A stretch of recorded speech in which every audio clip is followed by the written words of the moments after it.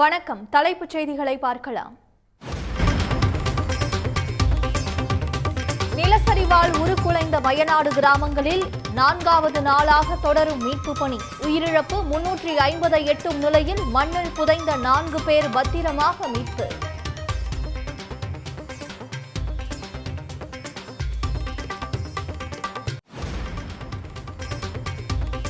வயநாடு நிலச்சரிவு எதிரொலியாக தமிழ்நாட்டில் மலை கிராமங்கள் இருக்கும் மாவட்டங்களை கண்காணிக்க அரசு உத்தரவு. மாவட்ட நிர்வாகத்திற்கு உடனுக்குடன் தகவல் தெரிவிக்கவும் அறிவுறுத்தல்.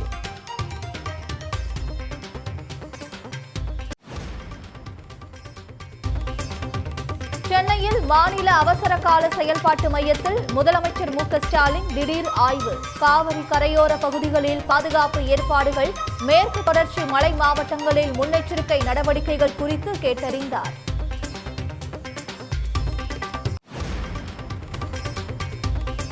வயநாடு போல் நீலகிரியில் நிலச்சரிவு ஏற்படும் என்பது தவறான தகவல். சமூக வலைதளங்களில் பரவும் தகவலை யாரும் நம்ப வேண்டாம் என நீலகிரி ஆட்சியர் வேண்டுகோள்.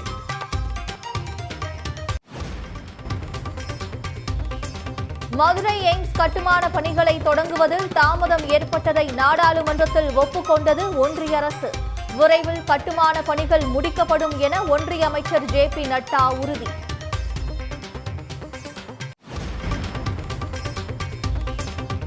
நீட் வினாத்தாள் கசிவை தடுக்க நவீன தொழில்நுட்பங்களை பயன்படுத்தி கண்காணிப்பை தீவிரப்படுத்த உத்தரவு.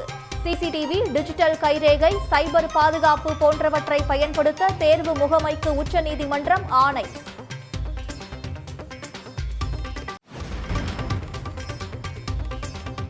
குட்கா வழக்கில் முன்னாள் அமைச்சர் சி. விஜயபாஸ்கர், பி.வி. ரமணா நேரில் ஆஜராக உத்தரவு. செப்டம்பர் 9ஆம் தேதி ஆஜராக வேண்டும் என சென்னை சிறப்பு நீதிமன்றம் ஆணை.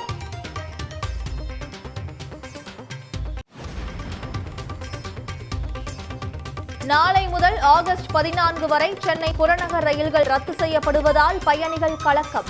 கூடுதலாக 70 மாநகர பேருந்துகள் இயக்கப்படும் என போக்குவரத்து கழகம் அறிவிப்பு.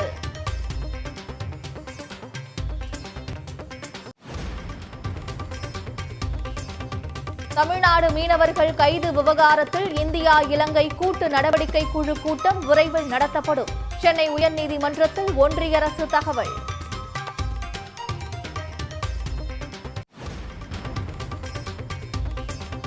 காங்கிரஸ் சார்பில் வயநாட்டில் 100க்கும் மேற்பட்ட வீடுகள் கட்டித்தரப்படும். அரசு அதிகாரிகளை சந்தித்த பிறகு காங்கிரஸ் எம்பி ராகுல் காந்தி அறிவிப்பு. காவிரி ஆற்றில் ஏற்பட்ட வெள்ளப்பெருக்கால் சங்ககிரி பகுதிகளில் 1000க்கும் மேற்பட்ட ஏக்கர் விளைநிலங்கள் தண்ணீரில் மூழ்கியுள்ளன. இதனால் விவசாயிகள் கவலையடைந்துள்ளனர். தென்மேற்கு பருவமழை தீவிரமடைந்துள்ள நிலையில் காவிரி நீர்பிடிப்பு பகுதிகளில் பெய்து வரும் கனமழையால் கர்நாடக அணைகள் நிரம்பியதால் உபரி நீர் வெளியேற்றப்பட்டு வருகிறது. இதனால் காவிரி ஆற்றில் இருபுறங்களிலும் தண்ணீர் கரை புரண்டு ஓடுகிறது. மேட்டூர் அணைக்கு தண்ணீர் வரத்து அதிகரித்துள்ளதால் அணைக்கு வரும் தண்ணீர் அப்படியே வெளியேற்றப்படுகிறது.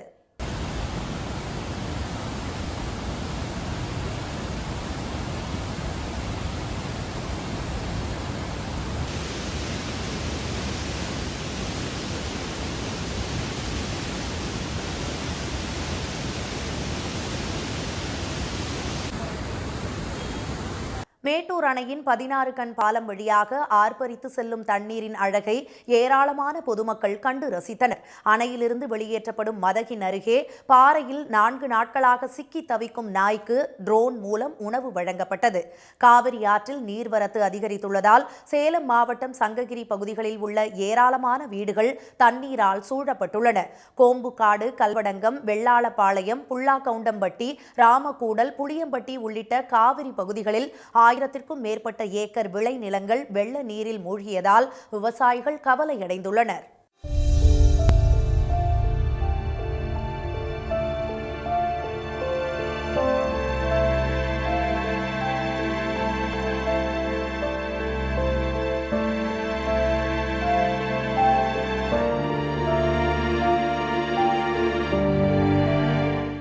குமாரபாளையம் நகராட்சிக்கு உட்பட்ட தாழ்வான பகுதிகளில் வசிக்கும் 300க்கும் மேற்பட்டோர் பாதுகாப்பான இடங்களில் தங்க வைக்கப்பட்டுள்ளனர்.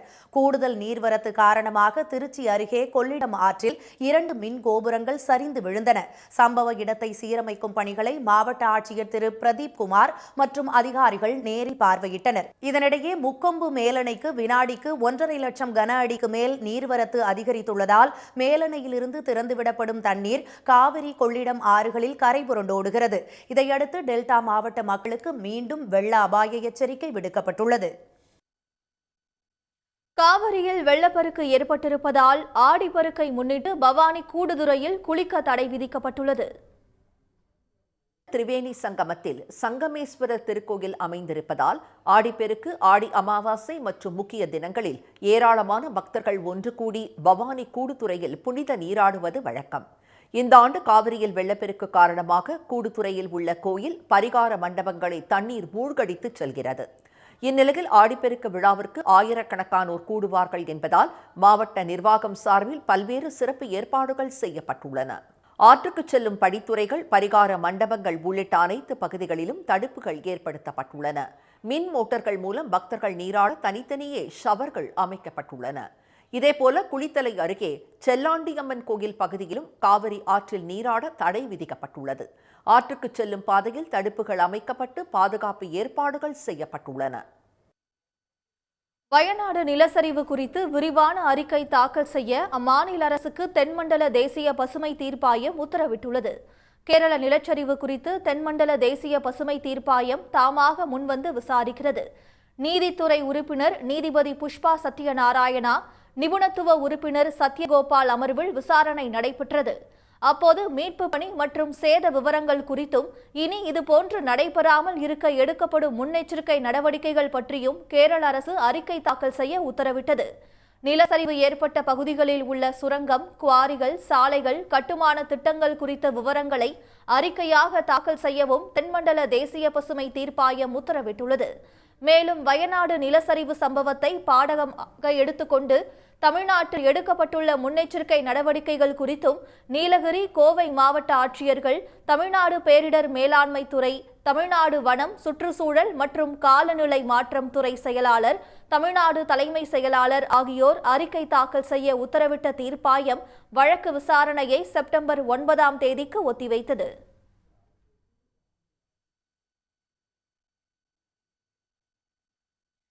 சென்னை புறநகர் ரயில்கள் நாளை முதல் ஆகஸ்ட் 14ஆம் தேதி வரை ரத்து செய்யப்பட்டிருப்பதால் கூடுதலாக 70 மாநகர பேருந்துகளை இயக்க ஏற்பாடு செய்யப்பட்டுள்ளது. பராமரிப்பு பணிகள் நடைபெற இருப்பதால் சென்னையில் நாளை முதல் ஆகஸ்ட் 14ஆம் தேதி வரை புறநகர் ரயில்கள் ரத்து செய்யப்பட்டுள்ளன. இதையடுத்து நாளை முதல் ஆகஸ்ட் 14ஆம் தேதி வரை கூடுதலாக பேருந்துகள் இயக்கப்படும் என்று சென்னை மாநகர போக்குவரத்து கழகம் அறிவித்துள்ளது.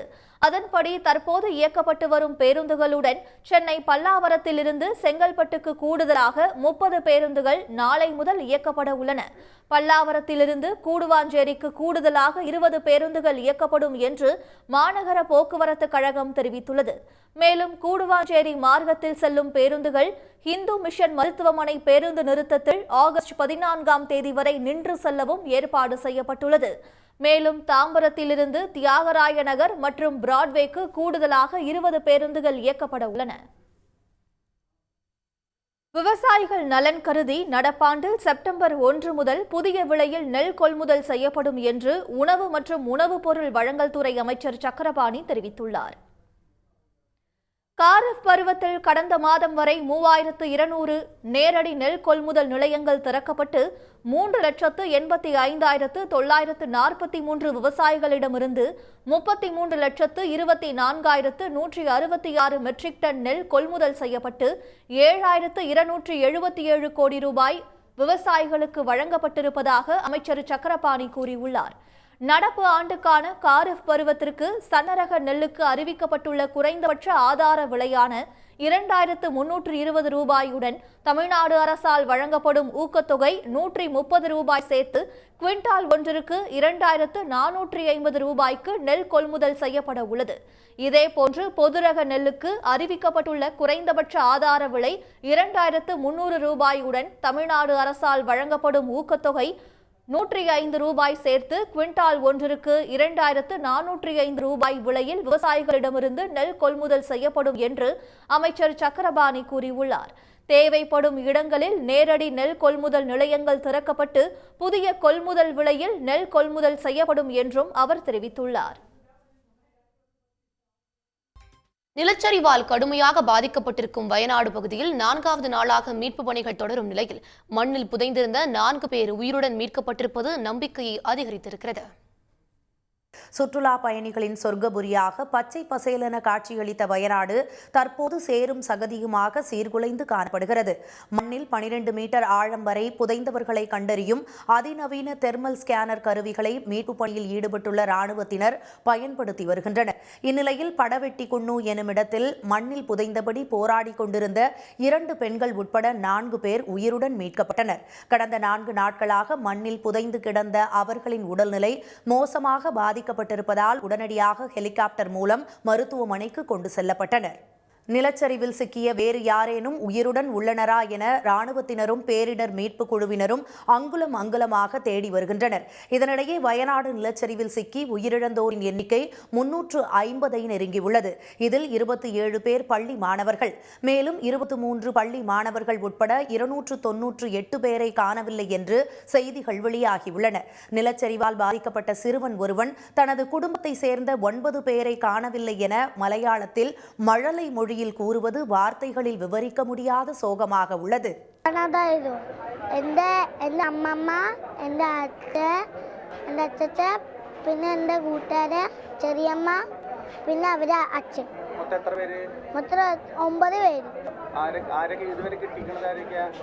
എൻ്റെ അശ്വിൻ പറഞ്ഞ കുട്ടിയുണ്ട്, അത് അവൻ്റെ ഏട്ടൻ. എന്നിട്ട് ശ്രേയ അവരുടെ കുട്ടീൻ്റെ കിട്ടി, അവരുടെ അച്ഛനും കിട്ടി, അവരുടെ അമ്മേനെ കിട്ടിയിട്ടില്ല. ഇനി കുറച്ച് പേരെ ഇനി കിട്ടാണ്ട്. வயநாட்டில் தோண்ட தோண்ட உயிரற்ற சடலங்கள் கண்டுபிடிக்கப்பட்டு வரும் நிலையில் மீட்பு பணிகள் எத்தனை நாட்கள் தொடரும் என்பது தெரியவில்லை என்று மீட்பு பணியில் ஈடுபட்டுள்ள கேரள கூடுதல் டிஜிபி அஜித் குமார் தெரிவித்தார். We have rescued more than 1,500 people. We expect that still some people are missing. The revenue department is trying to find out the data, how many people are there, how many people are missing. And probably in 1 or 2 days they will be able to give scientific data. You cannot say that when this work will stop. Till all the areas are searched, excavated, and we are able to cover entire area, the operations will continue.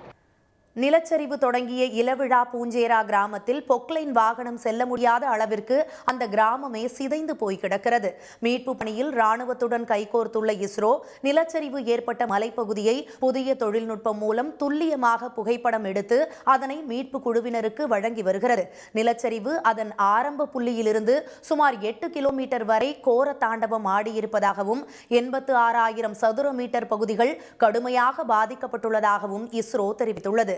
நிலச்சரிவு அபாய மாநிலங்கள் பட்டியலில் கேரளா 6வது இடத்தில் இருப்பதாகவும் ஆலப்புழா மாவட்டத்தை தவிர மற்ற அனைத்து மாவட்டங்களுமே நிலச்சரிவு அபாயம் உள்ள பகுதிகளாக இருப்பதாகவும் அதிர்ச்சியூட்டும் புதிய தகவலை இஸ்ரோ வெளியிட்டுள்ளது. இதனிடையே வயநாடு, கோழிக்கோடு உள்ளிட்ட பகுதிகளில் மீண்டும் கனமழைக்கான மஞ்சள் எச்சரிக்கை விடுக்கப்பட்டுள்ளது.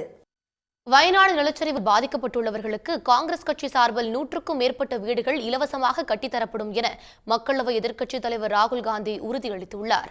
வயநாடு முண்டக்கை பகுதியில் பாதிக்கப்பட்டவர்களை சந்தித்த பின்னர் செய்தியாளர்களிடம் பேசிய அவர் இதுபோன்ற மோசமான நிலையை கேரள மாநிலம் இதுவரை கண்டதில்லை என தெரிவித்தார். We have said that we are here to help in any way possible. Congress family would like to commit to build 100+ houses here. Of course, it is a terrible tragedy. I think Kerala has not seen this type of a tragedy in one area. And I think I'm going to raise it in Delhi and also with the Chief Minister here that this should be treated differently. This is a different level of tragedy and it should be treated differently. தமிழ்நாட்டு அரசு பள்ளி மாணவர்கள் நாட்டின் முதன்மை உயர்கல்வி நிறுவனங்களில் படிப்பதற்கான கல்வி செலவையும் உயர்கல்விக்காக வெளிநாடு செல்லும் முதல் பயண செலவையும் அரசே ஏற்கும் என முதலமைச்சர் மு.க. ஸ்டாலின் அறிவித்துள்ளார். நாட்டின் முதன்மை உயர்கல்வி நிறுவனங்களுக்கு கல்வி பயில செல்லும் அரசு பள்ளி மாணவர்களுக்கு சென்னை கோட்டூர்புரம் அண்ணா நூற்றாண்டு நூலகத்தில் பாராட்டு விழா நடைபெற்றது. அவர்களுக்கு முதலமைச்சர் மு.க.ஸ்டாலின் சான்றிதழ்கள் மற்றும் மடிக்கணினி வழங்கி பாராட்டினார். விழாவில் பேசிய முதலமைச்சர், திராவிட மாடல் ஆட்சியில் கற்பிக்கும் முறை நவீனமயமாக்கப்பட்டு கல்வித்துறையில் மாபெரும் மறுமலர்ச்சி ஏற்பட்டிருப்பதாக பெருமிதம் தெரிவித்தார். ஏறத்தாழ 10 ஆண்டுகளுக்கு பிறகு நம்ம அரசு பள்ளி குழந்தைகள் இந்தியாவோட முதன்மையான உயர்கல்வி நிறுவனங்களுக்கான நம்ம ஆட்சிக்கு வந்த இந்த 3 ஆண்டுகள்ல சாரசாரையா படிக்க போறாங்க. உயர்கல்வி நிறுவனங்களை படிக்கிறப்போ மாணவர்களோட அறிவாற்றல் நாளைய தினம் தமிழ்நாட்டுக்கு மட்டும் இல்ல, இந்தியாவுக்கு மட்டுமல்ல, உலகுக்கே பயன் தரப்போகுது. அந்த வகையில உலகின் அறிவு சொத்துக்களாக இந்த மாணவர்களை பார்க்கும்போது எனக்கு உள்ளபடியே பெருமையா இருக்கு. இந்தியாவோட முதன்மை உயர்வு கல்வி நிறுவனங்களுக்கு போற மாணவர்களோட கல்வி செலவையும் வெளிநாடுகளில் படிக்க செல்லும் மாணவர்களுடைய முதல் பயண செலவையும் அரசே ஏற்றுக்கணும்னு மகிழ்ச்சியோடு தெரிவிச்சுக்கிறேன். புதிய அறிவிப்புகளை வெளியிட்டு தொடர்ந்து பேசிய முதலமைச்சர், அரசு பள்ளி மாணவர்கள் முதன்மை உயர்கல்வி நிறுவனங்களுக்கு செல்வது என்பது பெரும் சமூக பொருளாதார மாற்றத்திற்கான அடித்தளம் என்று நெகிழ்ச்சி தெரிவித்தார். விண்வெளி துறையிலும் கூட அவர்கள் ஆதிக்கம் செலுத்துவார்கள் என மகிழ்ச்சியுடன் கூறினார். மேலும் தமிழ்நாடு அரசின் பிரதிநிதிகளாக வரும் அரசு பள்ளி மாணவர்களுக்கு தேவையான உதவிகளை வழங்குமாறு முதன்மை உயர்கல்வி நிறுவனங்களின் இயக்குநர்களை முதலமைச்சர் கேட்டுக் கொண்டார். விழாவில் பங்கேற்ற மாணவர்கள் நான் முதல்வன் திட்டத்தின் மூலமாக தங்களது கனவு நிறைவேறி இருப்பதாக அரசுக்கு நன்றி தெரிவித்தனர். Trichy national law college select ஆகியிருக்கேன். என்எல்இயில் செலக்ட் ஆகி கிளாட் எக்ஸாம் எழுதி அது மூலமாக என்எல்இயில் செலக்ட் ஆகியிருக்கேன். இப்போ அங்கே படிக்கிறதுக்கு நம்ம தமிழ்நாடு கவர்மெண்ட்டும் முதல்வராக தான் வாய்ப்பு கொடுத்தது. நார்மல் திட்டத்து மூலமாக தான் இந்த எக்ஸாம் இருக்குது அப்படிங்கிறது தெரிஞ்சு எக்ஸாம் எழுதணும். இந்த எக்ஸாம் எழுதினால தான் வாய்ப்பு கிடைச்சிது. இது மூலமாக ரொம்ப நன்றி எல்லாருக்கும். அஸ் அ கவர்மெண்ட் ஸ்கூல் ஸ்டூடெண்ட்டாக வந்து இன்றைக்கி நிறைய ஸ்டூடெண்ட்ஸ்க்கு வந்து நீட் ஜேஇ தவிர நிறையா என்ட்ரன்சஸ் எழுதணும், இந்த மாதிரி என்ட்ரன்சஸ் இருக்குன்னு தெரியலை. அதை வந்து தெரியப்படுத்தினது வந்து நம்ம தமிழக பள்ளி கல்வித்துறை தான். அவங்க வந்து இவ்வளவு என்ட்ரன்ஸ் இருக்குது, நம்ம வந்து எல்லா துறையிலையும் நம்ம அரசு பள்ளி மாணவ மாணவிகள் இருக்கணும் அப்படின்னு நினச்ச ஒரே ஒரு காரியத்தினால தான் இன்றைக்கி நான் முதல்வன் திட்டத்தை அறிமுகப்படுத்தி நிறைய கோச்சிங்ஸ் வந்து எல்லா என்ட்ரன்ஸுக்குமே கோச்சிங் கொடுத்தாங்க. மலேசியாவில் வந்து அல்புகார் இன்டர்நேஷனல் யூனிவர்சிட்டியில் வந்து பேச்சுலர் ஆஃப் சோஷியல் டெவலப்மெண்ட் கோர்ஸ்க்கு வந்து எனக்கு வந்து வாய்ப்பு கிடைச்சிருக்கு.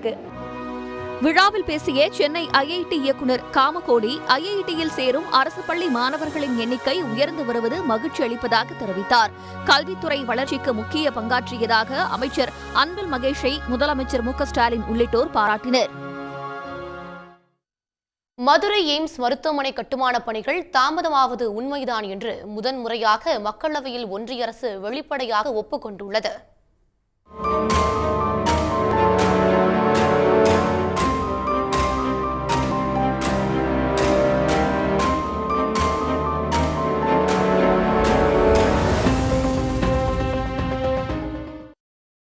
நாடாளுமன்ற மக்களவையில் கேள்வி பதில் நேரத்தின் போது பேசிய திமுக உறுப்பினர் ராசா மதுரை எய்ம்ஸ் மருத்துவமனை விவகாரத்தை எழுப்பினார்.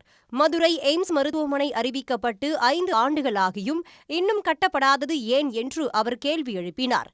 தமிழர்களையும் தமிழ்நாட்டையும் நடத்தும் சரியான மனப்பான்மை இதுதானா என்று அவர் வினவினார். எய்ம்ஸ் விஷயத்தில் தமிழர்கள் மிகவும் அதிருப்திக்கு உள்ளாகி உள்ளோம் என்றும் ராசா குறிப்பிட்டார். Even in the same house, a categorical assurance was given by the finance minister that the fund will be allocated.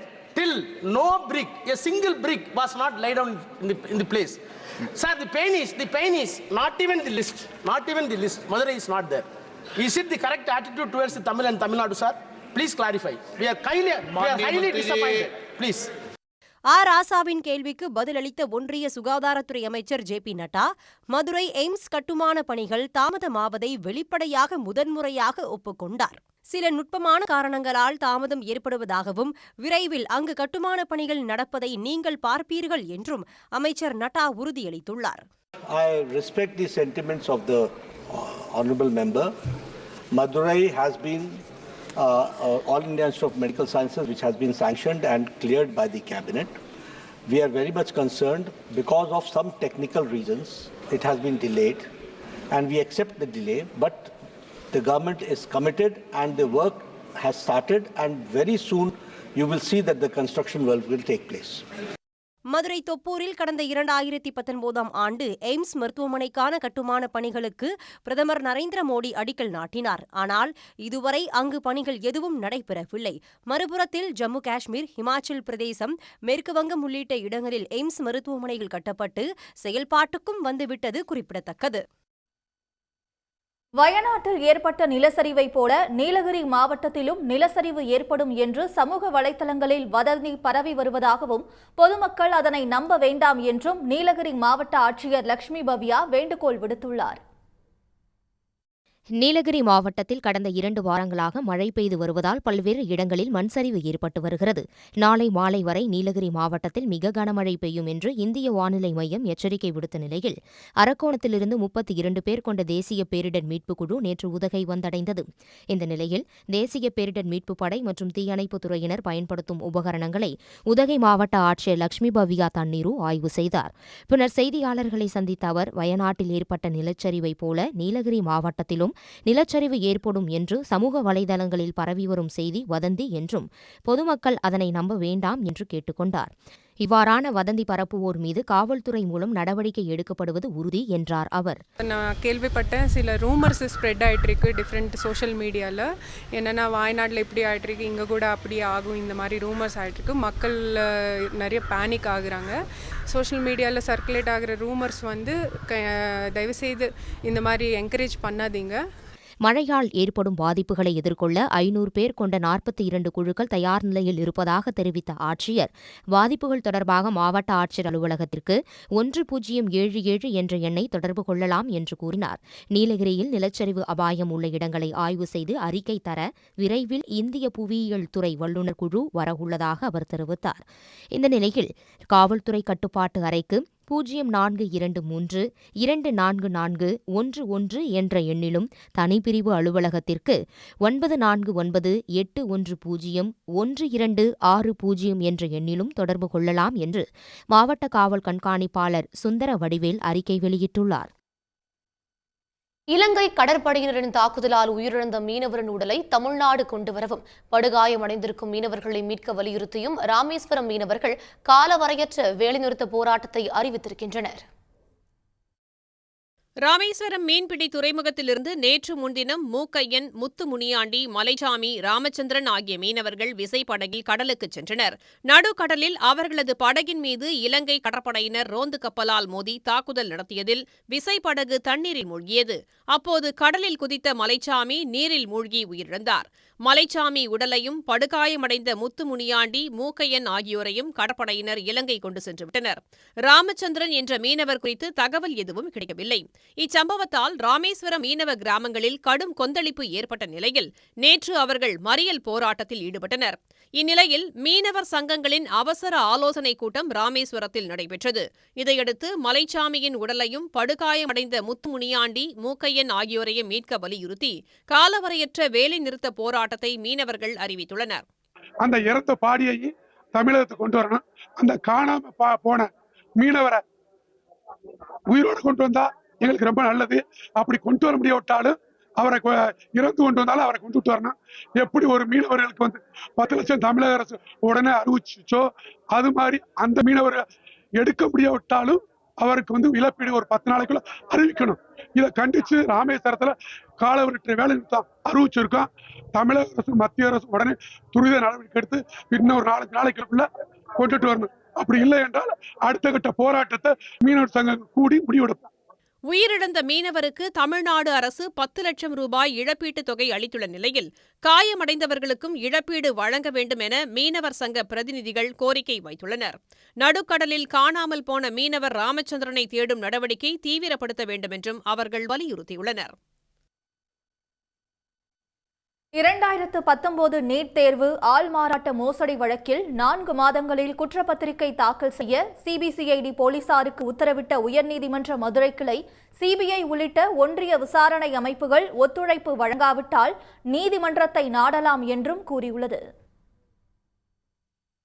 2019 நடைபெற்ற நீட் தேர்வில் சென்னையை சேர்ந்த மாணவர் ஆள்மாறாட்டம் செய்து தேனி அரசு மருத்துவக் கல்லூரியில் சேர்ந்தது தெரியவந்துள்ளது. இந்த வழக்கு விசாரணையில் மேலும் பல மாணவர்கள் மோசடியில் ஈடுபட்டது வெளிச்சத்திற்கு வரவே வழக்கு விசாரணை சிபிசிஐடி வசம் சென்றது. இதையடுத்து மாணவர்கள், பெற்றோர்கள், ஆள் மாறாட்டம் செய்ய உதவிய இடைத்தரகர்கள் என 27 பேர் மீது வழக்கு பதிவு செய்யப்பட்டது. இந்நிலையில் 27வது குற்றவாளியாக உள்ள இடைத்தரகர் தருண் மோகன் என்பவர் வழக்கில் இருந்து தன்னை விடுவிக்கும்படி உயர்நீதிமன்ற மதுரை கிளையில் மனு தாக்கல் செய்திருந்தார். இந்த வழக்கு விசாரணை நீதிபதி புகழேந்தி அமர்வு முன்பு விசாரணைக்கு வந்தது. அப்போது சிபிசிஐடி தரப்பில் ஆஜரான அரசின் கூடுதல் குற்றவியல் வழக்கறிஞர் செந்தில்குமார், இந்த வழக்கில் குற்றவாளிகள் பல்வேறு மாநிலங்களில் உள்ளதாகவும் தேசிய தேர்வு முகமை, சிபிஐ ஆகிய ஒன்றிய அமைப்புகளிடம் உதவி கேட்கப்பட்டுள்ளதாகவும் தெரிவித்தார். விரைவில் விசாரணையை முடித்து அறிக்கை தாக்கல் செய்யப்படும் என்றார். இதனை பதிவு செய்து கொண்ட நீதிபதி குற்றவாளிகளை கண்டறிய சிபிசிஐடிக்கு தேவைப்படும் ஆவணங்களை தேசிய தேர்வு முகமை, சிபிஐ உள்ளிட்ட ஒன்றிய விசாரணை அமைப்புகள் வழங்க வேண்டும் என்று உத்தரவிட்டார். அவ்வாறு ஒத்துழைப்பு தராவிட்டால் நீதிமன்றத்தை சிபிசிஐடி அணுகலாம் என்று தெரிவித்த நீதிபதி மனுவை தள்ளுபடி செய்து உத்தரவிட்டார். 4 மாதங்களில் வழக்கு விசாரணையை முடித்து குற்றப்பத்திரிகையை சிபிசிஐடி தாக்கல் செய்ய வேண்டும் என்றும் நீதிபதி ஆணையிட்டார். கரையோர கிராமங்களில் மேற்கொள்ளப்பட்டு வரும் முன்னெச்சரிக்கை பணிகள் குறித்து மாநில அவசர கால கட்டுப்பாட்டு மையத்தில் முதலமைச்சர் மு.க.ஸ்டாலின் ஆய்வு செய்தார். வயநாடு நிலச்சரிவு எதிரொலியாக மேற்கு தொடர்ச்சி மலையோர கிராமங்களில் மேற்கொள்ளப்பட்டு வரும் கண்காணிப்பு பணிகளையும் அவர் ஆய்வு செய்ததாக தலைமைச் செயலர் சிவ்தாஸ் மீனா தெரிவித்தார்.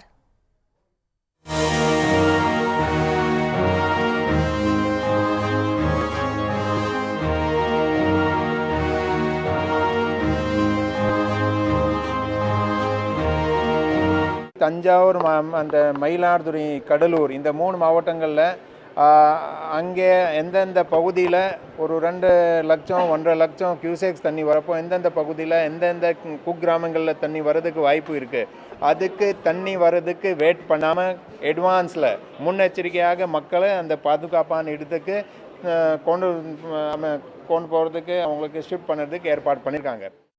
நீட் தேர்வு வழிமுறையை மறுபரிசீலனை செய்ய வேண்டும் என வலியுறுத்தியிருக்கும் காங்கிரஸ் எம்பி சசி தரூர், கேரளாவைச் சேர்ந்த மாணவ மாணவிகளுக்கு ஆந்திரா, தெலங்கானாவில் தேர்வு மையம் ஒதுக்கப்பட்டிருப்பதாகவும் அதிக தூரம் பயணித்து மாணவர்களால் எப்படி தேர்வு எழுத முடியும் என்றும் கேள்வி எழுப்பியுள்ளார். Majority of the students from my state of Kerala have been given centers not in Kerala, not even in a neighboring state. They're being sent off to Andhra and Telangana. And there are students who are going to have to go through an enormous amount of distress, enormous amount of expense, risk, hassle to travel, and they can't get tickets on trains at this notice. How can this country conduct examinations so badly?